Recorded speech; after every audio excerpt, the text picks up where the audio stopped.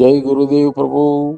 આપણા સદગુરુ પરમાત્માની શિક્ષાપત્રીનો 59મો અધ્યાય આ મુજબ છે. અરૂપરુ નવ કરશો ઋષિ, પાડોશી દુભવી નવ કરશો દુઃખી. મનુષ્ય આ પૃથ્વીના પટ ઉપર એકલો નથી. એકલો મનુષ્ય હોત તો કોઈ ધર્મની જરૂર ન પડત, નીતિ નિયમોની જરૂર ન પડત. પણ મનુષ્ય એકલો નથી.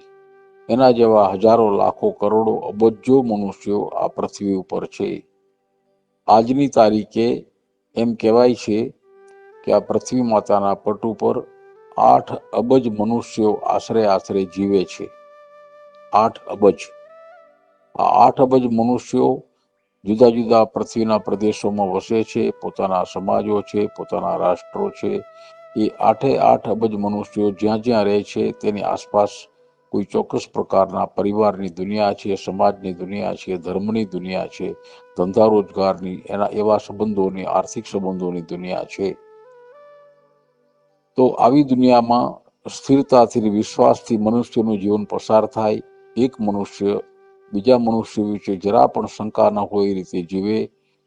એક મનુષ્ય બીજા મનુષ્ય ઉપર પૂરો વિશ્વાસ રાખીને જીવે તો જીવનમાં, પરિવારના જીવનમાં, સમાજ જીવનમાં, રાષ્ટ્ર જીવનમાં અને આખા વસુધા એવ કુટુંબકમ, આખી પૃથ્વીના જીવનમાં પરમ શાંતિ, પરમ આનંદ, પરમ પ્રેમ અને પરમ સંબંધો વિકસ્યા કરે.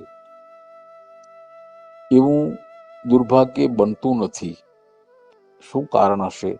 ઘણા બધા કારણો એમાં કારણભૂત છે. બે વ્યક્તિ વચ્ચેના વિશ્વાસને ભંગ કરે, વિશ્વાસ ઓછો વધઘટ થાય અથવા બિલકુલ નાશ થઈ જાય.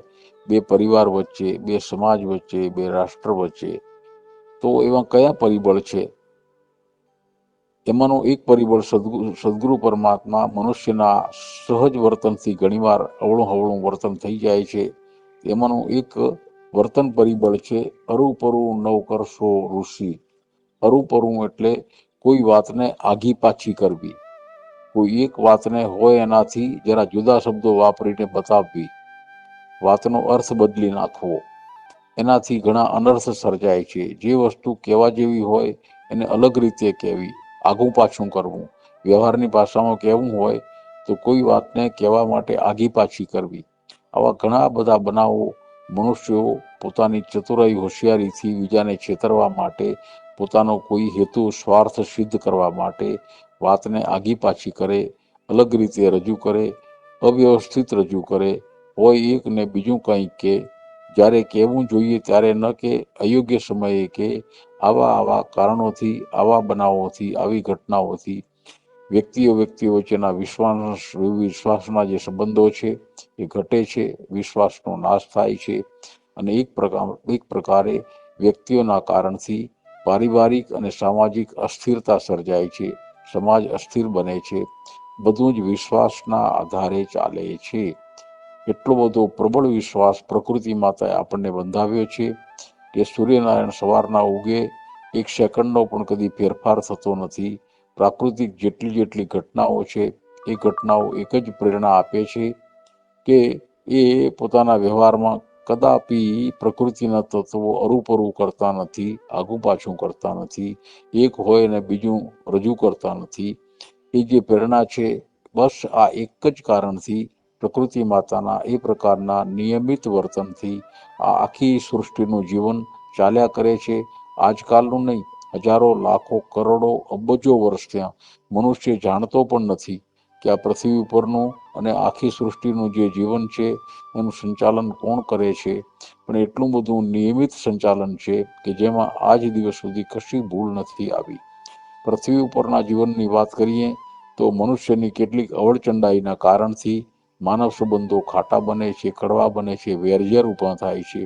તો એના મૂળમાં મનુષ્યના અંતઃકરણમાં રહેલી અનેક નબળી જે વૃત્તિઓ છે એમાંની એક વૃત્તિ છે અરૂપરું કરવું, એક વાતને બીજી રીતે રજૂ કરવી. કહેવું હોય એક ને અર્થ બદલાઈ જાય એ રીતે કહેવું. એનાથી માણસના મનમાં ગેરસમજ પેદા થાય. એક વ્યક્તિ બીજી વ્યક્તિ વચ્ચે જે વિશ્વાસથી જીવે છે, વિશ્વાસનો ભંગ થાય. અને એવા કારણથી આખી સામાજિક વ્યવસ્થા ખોરવાઈ જાય. આજે જગતના વ્યવહાર તરફ નજર કરો, પરિવારોની સ્થિતિ જુઓ, રાષ્ટ્રો વચ્ચેના સંબંધોને જુઓ, તો ઘણા બધા કારણો છે. એમાંનું એક કારણ ખૂબ સૂક્ષ્મ છે છતાંય છે, એ કારણ છે અરુપરું કરવું. આ રોગ એટલો ફેલાયો છે કે માનવ વચ્ચેના સંબંધો, દૂર વસતા માણસો વચ્ચે જગતમાં બનાવો બને, એના સુધી એનું જ્ઞાન પહોંચે, એની માહિતી પહોંચે, એટલા માટે મનુષ્યએ પોતાની બુદ્ધિનો ઉપયોગ કરી અનેક વ્યવસ્થાઓ ઊભી કરી છે. એમાં અખબારો, રેડિયો, ટેલિવિઝન, આ બધા સાધનો છે કે જેનાથી જગતમાં બનતા બનાવો વ્યક્તિઓ સુધી એની ઘટના પહોંચે. આ શુભ હેતુ હતો અને આજે પણ છે. પણ આજે સ્વાર્થી લોકો રાજકારણનો કોઈ હેતુ સિદ્ધ કરવા માટે, પોતાનો સ્વાર્થ સિદ્ધ કરવા માટે, અથવા કોઈ છુપા સ્વાર્થની સિદ્ધિ માટે એક ઘટનાને મનુષ્ય અલગ રીતે રજૂ કરે છે. બન્યું હોય એક અને એને રંગરોગાન ચડાવી, ભાષાનો ઉપયોગ કરી, ચતુરાઈનો ઉપયોગ કરી, આગળ પાછળ કરી, કેવું હોય એકને બીજું કહી દે અને માણસના મનમાં ભ્રમણા, અસંતોષ અને વેરઝેર ઊભા થાય છે. એ જે મનુષ્યની જે પ્રવૃત્તિ છે, વ્યક્તિગત રીતે, પારિવારિક રીતે, સામાજિક રીતે, રાષ્ટ્રની રીતે કે જગતની રીતે, આપ ધંધો પૂરબહારમાં અત્યારે ખીલ્યો છે. એને સદગુરુ પરમાત્મા એવી મનોવૃત્તિને આવો શબ્દ આપીને આપણને જગાડે છે કે આપણે પોતે અરુપરું કરતા હોઈએ છીએ અને તેથી ઘણીવાર સત્યને અસત્ય રીતે રજૂ કરીએ છીએ. એવું કહેવાનું હોય એક અને કહીએ છીએ બીજી રીતે. અને આ જ ધંધો આખા સમાજમાં, રાષ્ટ્રમાં, દુનિયામાં ચાલ્યા કરે છે. અને તેથી ક્યાંય શાંતિ થતી નથી. સાચી વાત અયોગ્ય રીતે રજૂ થાય છે.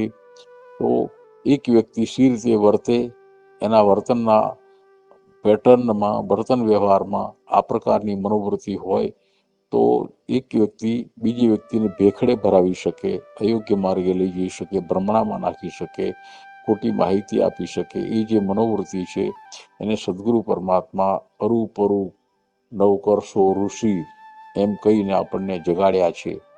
એ તરફ જાગવા જેવું છે.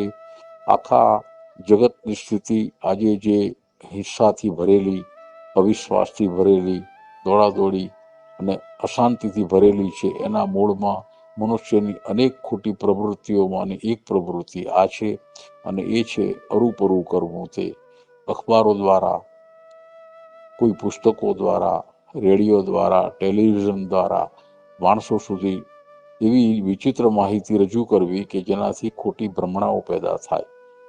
તો એનાથી જગતમાં શાંતિને બદલે અશાંતિ, અહિંસાને બદલે હિંસા, ધર્મને બદલે અધર્મ આજે જે વધી ગયા છે એના ઘણા બધા કારણોમાંનું એક કારણ આ છે એમ આપણા સદગુરુ પરમાત્મા કહે છે. તેથી આપણે તો એવું નથી કરતા ને.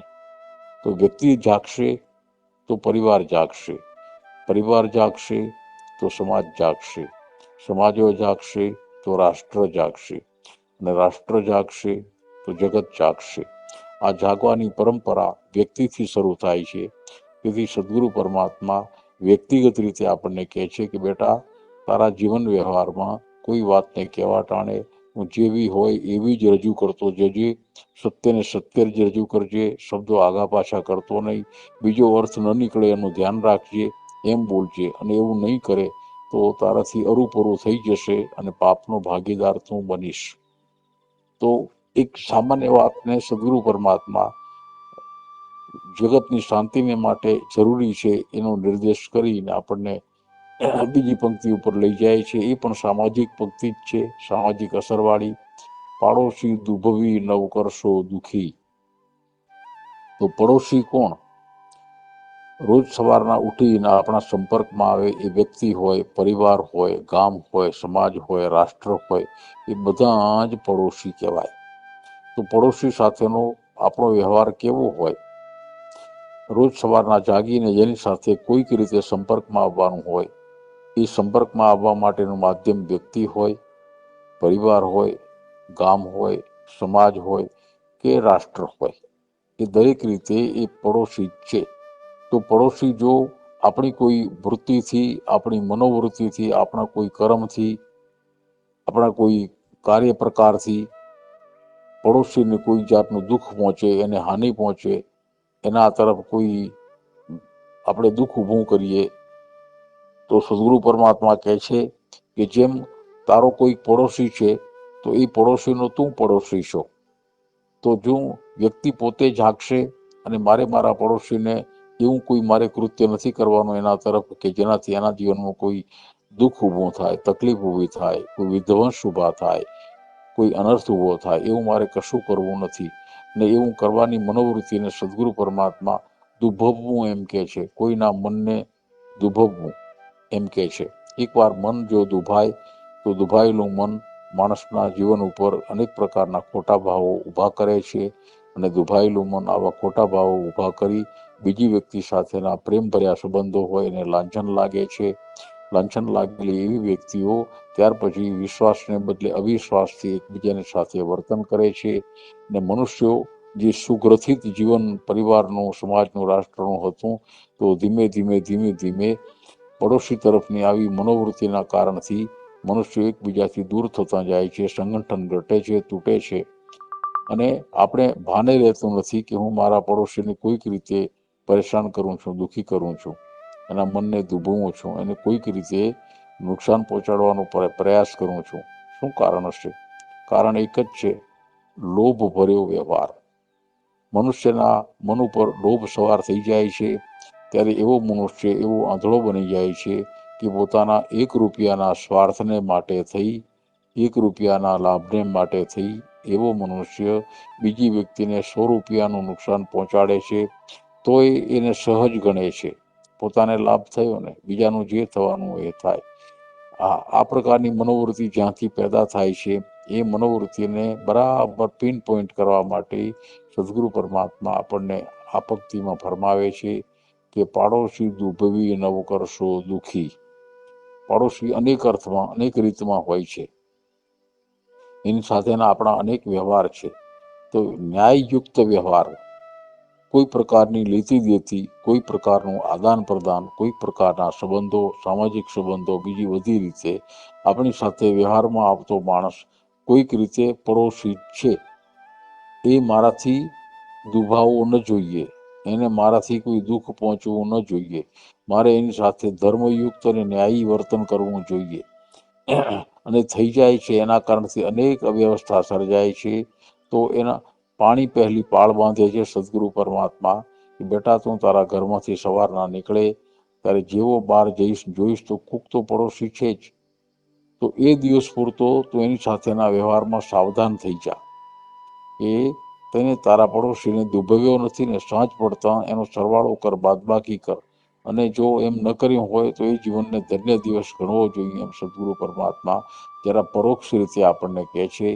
તો આ 58મો જે અધ્યાય છે એ મનુષ્યો વચ્ચેના સંબંધોમાં, પરિવાર વચ્ચેના સંબંધોમાં, સમાજ વચ્ચેના સંબંધોમાં, રાષ્ટ્ર વચ્ચેના સંબંધોમાં એક પ્રકારનું ઈંધણ પૂરું પાડે, ઉષ્મા વ્યક્ત કરે. જો એ વસ્તુ ન હોય તો, હરુપરું કરવાની મનોવૃત્તિ ન હોય અને પડોશીને દુઃખી કરવાની મનોવૃત્તિ ન હોય તો એવા પરિબળના કારણથી આપોઆપ જ મનુષ્યો વચ્ચે, પરિવારો વચ્ચે, સમાજ વચ્ચે, રાષ્ટ્ર વચ્ચે હંમેશા પરમ શાંતિ, પ્રેમ, આનંદ અને વિશ્વાસનું વાતાવરણ જળવાઈ રહે છે. સૌ પોતાના હકમાં જીવે છે. પણ દુર્ભાગ્ય એમ નથી થતું. એના કારણોમાં આપણા સદગુરુ પરમાત્મા આપણને લઈ જાય છે અને આ 2 પ્રકારની મનોવૃત્તિથી શી રીતે બચી શકાય એનો ઉપાય બતાવે છે કે જે વાત હોય એવી જ રજૂ કરજો, શીળબીળી વાત રજૂ નહીં કરવાની, ને એ રીતે પડોશીને કદી દુઃખી નહીં કરવાના. આ 2 તાત્વિક વાત ઉપર મનુષ્ય આવી જાય, પોતાના વર્તનને એ રીતે જુએ, બીજાનો વિચાર કરે, તો સહજ રીતે જ એના પરિણામ સ્વરૂપ પડોશીઓ વચ્ચે પ્રેમ, વિશ્વાસનું, આનંદનું વાતાવરણ છવાઈ રહે છે. એ જેવી તેવી સિદ્ધિ નથી, આમાં કોઈ ખર્ચ નથી. માત્ર પોતાના અંતરાત્માને જોઈને વર્તન કરવાનું છે, જાગવાનું છે, પોતાના વર્તન વ્યવહાર તરફ જાગવાનું છે. તો આવો પ્રભુ આપણે આ 59મા અધ્યાયમાં રહેલા ભાવને ફરીથી એકવાર વ્યક્ત કરી અને આપણે પૂર્ણાહુતિ કરીશું. અરૂપરુ નવ કરશો ઋષિ, પાડોશી દુભવી નવ કરશો દુઃખી. જય ગુરુદેવ.